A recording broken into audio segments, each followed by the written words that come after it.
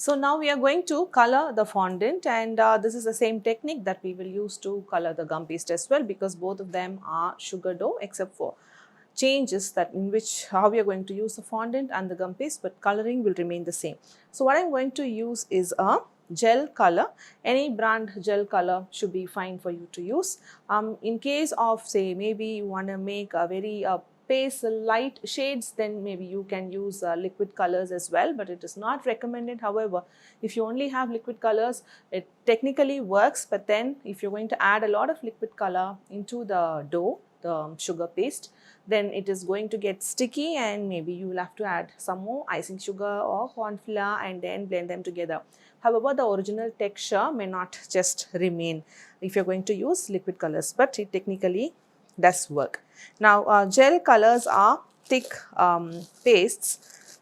You can also use the paste even thicker than the gel colors. The concentrated paste colors, you can use that also, and that has lesser liquid content even the gel color, right? So, I am just going to take a ball of the fondant, just make a small dent, then just add the color. Start with maybe a drop if you want a very light shade, and just fold it. Try not to touch the color with your fingers.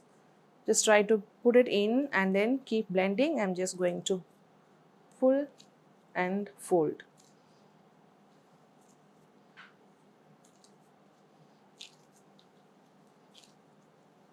So twist, pull and then fold back.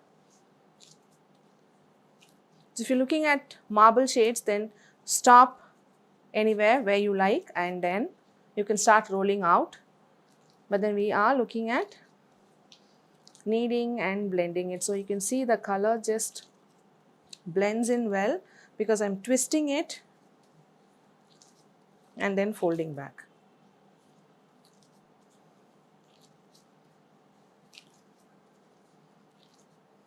Okay, so once you have the color like completely blended, you can just push it down against your work counter.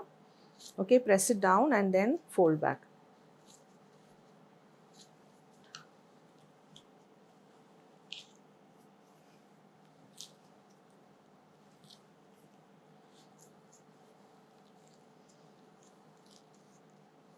Okay, so the color is just here, a beautiful sky blue color.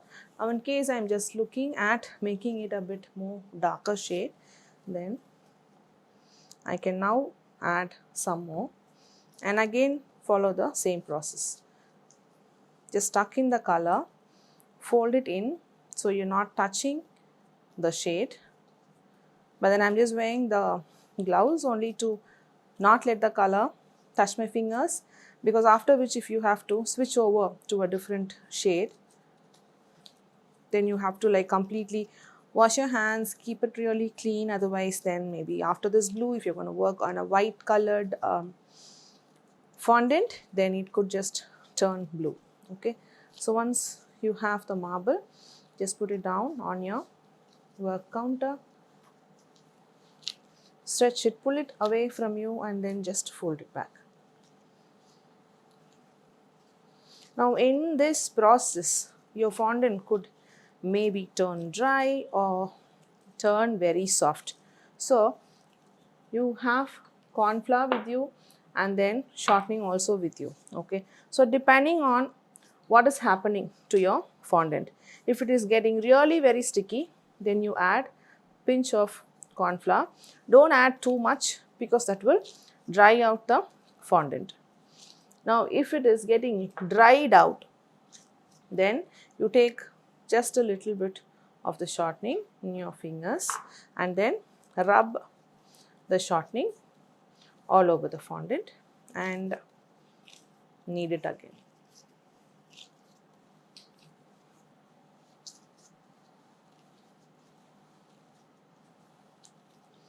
Okay, so once you've done with the color, now the color in the fondant is going to deepen, it is going to get darker.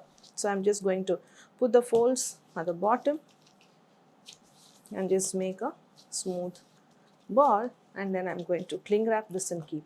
Now if you are in a hurry that you have to color the fondant to use it for maybe figurines or maybe drape your cake, the color is going to deepen.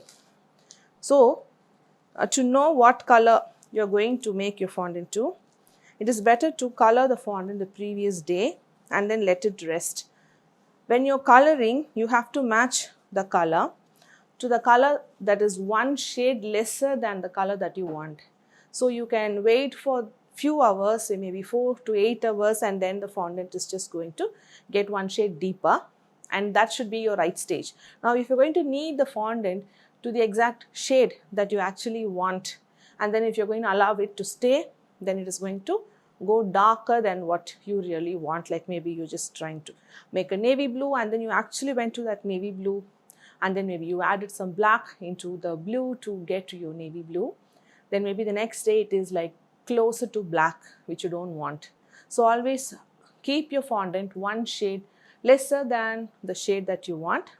And with this, we've just learned how to make the dough, the fondant or the gum paste. Color them without having the streaks of the marble shade, but then completely color the dough. And I'm going to allow this to rest, and I'm going to use this in the rest of the lessons.